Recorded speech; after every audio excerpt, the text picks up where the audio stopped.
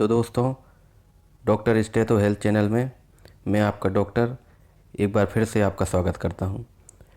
तो दोस्तों, आज मैं आपको बताऊंगा कि प्रेगनेंसी में कौन कौन सी एंटीबायोटिक्स जो है वो एक गर्भवती महिला ले सकती है और किन किन स्थितियों में, किन किन इन्फेक्शन में एंटीबायोटिक लेना ज़रूरी है, क्या हर बार एंटीबायोटिक लेना ज़रूरी है, और अगर लेना ज़रूरी है तो कौन सी एंटीबायोटिक वो प्रेग्नेंट लेडी ले सकती है, और साथ ही ऐसी कौन सी एंटीबायोटिक्स हैं जो कि उस प्रेग्नेंट लेडी को नहीं लेना चाहिए, और अगर वो प्रेग्नेंट लेडी उन एंटीबायोटिक्स को ले लेती है तो उसकी वजह से उसके गर्भ में जो बच्चा है उसको क्या क्या नुकसान हो सकते हैं। तो इस वीडियो में मैं आपको साथ में ये भी बताऊंगा कि कौन कौन सी ऐसी सुरक्षित एंटीबायोटिक हैं जो कि एक प्रेग्नेंट लेडी ले सकती है, जिससे कि बच्चे को किसी भी तरह का, जो गर्भ में पल रहा बच्चा, उसको किसी भी तरह का नुकसान नहीं होगा।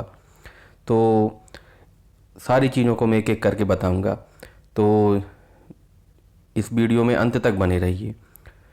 सबसे पहले तो जहाँ तक हो सके प्रेगनेंसी में एंटीबायोटिक्स को अवॉइड करना चाहिए, चाहे फिर वो किसी भी तरह की एंटीबायोटिक हो, जब तक कि बहुत ज़्यादा गंभीर इन्फेक्शन ना हो तब तक हमें एंटीबायोटिक को अवॉइड करना चाहिए।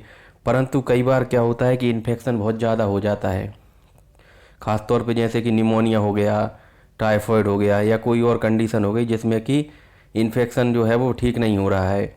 तो उस कंडीशन में फिर जब एंटीबायोटिक देना ज़रूरी हो जाता है तो हमें बहुत ध्यान से एंटीबायोटिक देना होती है, क्योंकि जो शुरुआत के 3 महीने होते हैं, फर्स्ट ट्राइमेस्टर जिसको हम बोलते हैं, जो गर्भावस्था के जो शुरू के, प्रेगनेंसी के जो शुरू के 3 महीने होते हैं, उस समय बच्चे के जो है वो टिश्यूज़ और ऑर्गन्स, यानी कि उसकी बच्चे के अंदर जो बच्चे की जो बॉडी है उसके डिफरेंट ऑर्गन्स उस समय बन रहे होते हैं। और ऐसे समय में अगर कोई भी ऐसी गोली ले ली जाए, कोई भी ऐसी एंटीबायोटिक ले ली जाए जो कि उस बच्चे के लिए नुकसानदायक है, तो उस बच्चे में कई तरह के जन्मजात विकार यानी कि कॉन्जेनाइटल डिफेक्ट्स हो सकते हैं। जैसे कि हो सकता है बच्चे के दिल में छेद हो जाए, हो सकता है बच्चे का जो तालू है, जिसे हम पैलेट बोलते हैं, वो क्लेफ्ट पैलेट हो जाए, ऊपर का होंठ कटा हुआ हो जाए जिसे हम क्लेफ्ट लिप बोलते हैं, क्लेफ्ट लिप।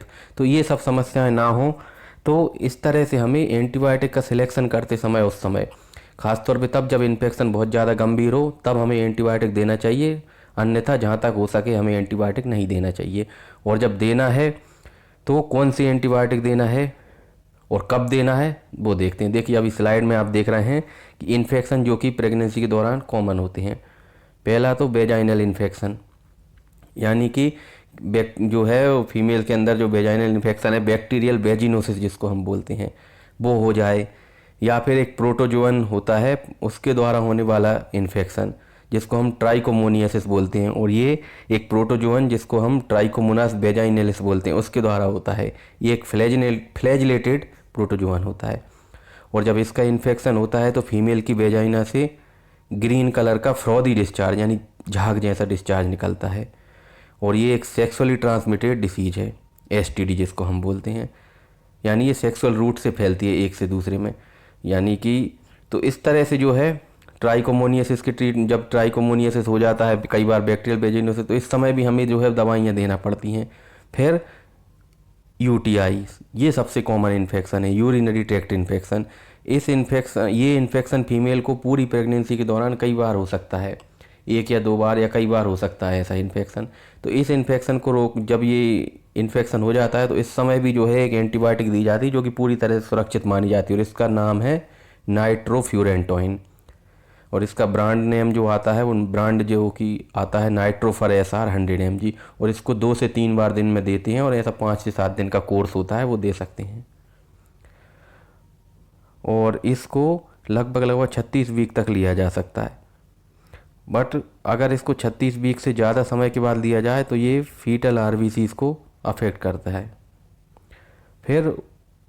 फिर देखिए जैसे फीवर हुआ, निमोनिया हुआ, तो इस समय भी इन इन्फेक्शन को कंट्रोल करने के लिए भी एंटीबायोटिक दी जा सकती हैं।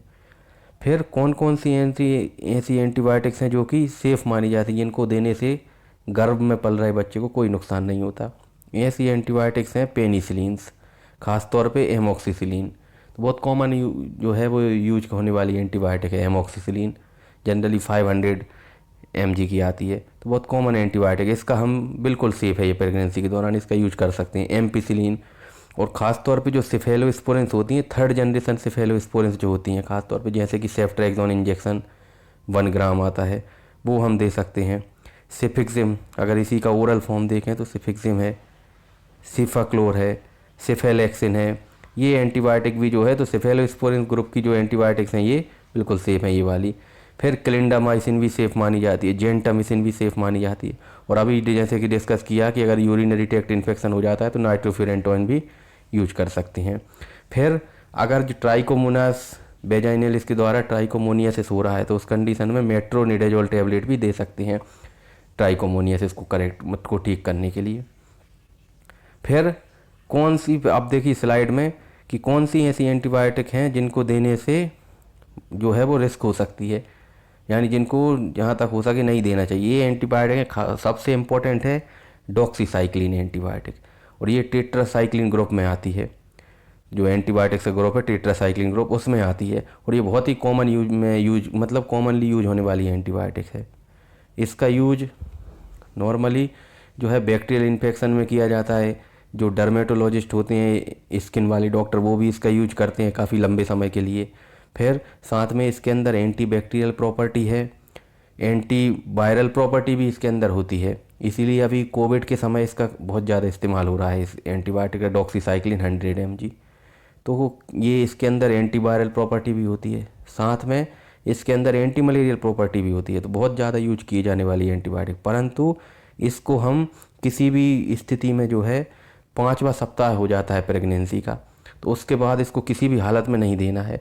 अगर इसको दे दिया तो इससे कई तरह के जन्मजात विकार हो सकते हैं, जैसे कि बच्चे में दिल का छेद, atrial septal defect, ventricular septal defect, ASD VSD हो सकता है। और साथ ही जो बच्चे के दांत होते हैं वो 8 साल की उम्र तक होते होते परमानेंटली पीले हो जाते हैं। तो ये समस्या, हड्डियाँ कमज़ोर हो जाती हैं, उनके हाइपोप्लास्टिक बोन्स बोलते हैं उनको, वो हो सकता है। तो दूसरी तरह की जो एंटीबायोटिक्स हैं उनमें आती हैं सल्फोनामाइड ग्रुप की एंटीबायोटिक्स, जिसका एग्जाम्पल है कोट्राइमोक्साजोल, जो कि ट्राइमेथोप्रिम और सल्फोमेथोक्साजोल का कॉम्बिनेशन होती है। यानी जो सल्फोनामाइड ग्रुप की एंटीबायोटिक्स हैं, इनको देने से भी कई बार बच्चे में हार्ट से रिलेटेड कोई समस्या हो सकती है। साथ में क्लेफ्ट लिप, क्लेफ्ट पैलेट, जिसको हम कटा हुआ होंठ, कटा हुआ तालू ये बोल सकते हैं। और साथ में ही ये सल्फोनामाइड ग्रुप की एंटीबायोटिक्स कई बार अगर प्रेगनेंसी के शुरुआती 3 महीने यानी कि फर्स्ट ट्राइमेस्टर में दी जाती हैं, तो इसकी वजह से भी इसमें क्या हो सकता है कि जो नवजात बच्चा होता है उसको पीलिया यानी कि जॉइंटिस की शिकायत हो सकती है। क्योंकि ये जो एंटीबायोटिक हैं ये क्या करती हैं, जो पित्त होता है बाइल जूस, उसके मेटाबॉलिज्म और उसके ट्रांसपोर्ट को अफेक्ट करती हैं। तो इस वजह से जो नवजात बच्चा होता है, जो न्यूबॉर्न बेबी होता है, उसमें जॉइंटिस की शिकायत हो सकती है, पीलिया की शिकायत हो सकती है। तो इस तरह से इन सल्फोनामाइड ग्रुप की एंटीबायोटिक्स को हमें पहले ट्राइमेस्टर यानी कि शुरुआती 3 महीने और लगभग जो डिलीवरी का समय होता है उस समय इनको नहीं देना होता है। फिर कुछ ऐसी एंटीबायोटिक होती हैं जो बहुत ही ज़्यादा घातक होती हैं बच्चे के लिए, टेरेटोजेनिक, यानी कि बच्चे के अंदर कुछ बहुत ही ज़्यादा मतलब जिनको कि जन्मजात विकार आ जाए, कंजेनाइटल डिफेक्ट। तो ऐसी एंटीबायोटिक हैं स्ट्रेप्टोमाइसिन और कैनामाइसिन। इन दोनों एंटीबायोटिक्स स्ट्रेप्टोमाइसिन, कैनामाइसिन, इनको देने से बच्चे के अंदर हियरिंग लॉस की समस्या देखी गई है। यानी जो बच्चा पैदा होता है उसके अंदर सुनाई ना देने की समस्या होती है। फिर दूसरी जो सबसे खतरनाक एंटीबायोटिक है वो है टेट्रासाइक्लिन ग्रुप की, यानी कि डॉक्सीसाइक्लिन।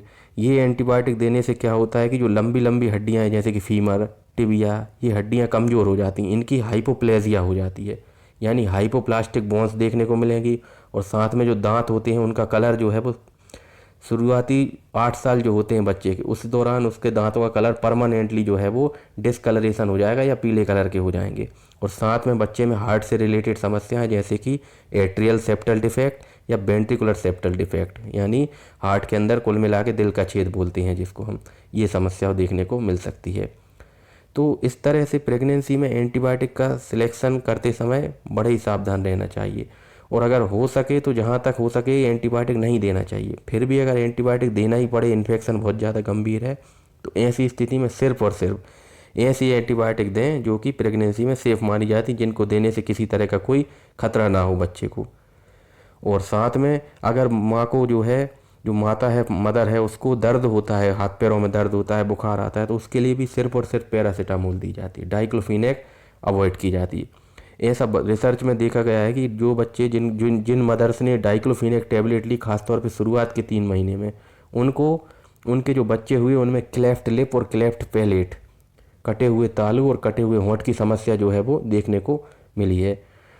तो दोस्तों, अगर आपको जानकारी पसंद आई हो तो इस वीडियो को लाइक करें और साथ में ऐसी ही एक से बढ़कर एक जानकारी पाने के लिए प्लीज़ इस चैनल को सब्सक्राइब करें।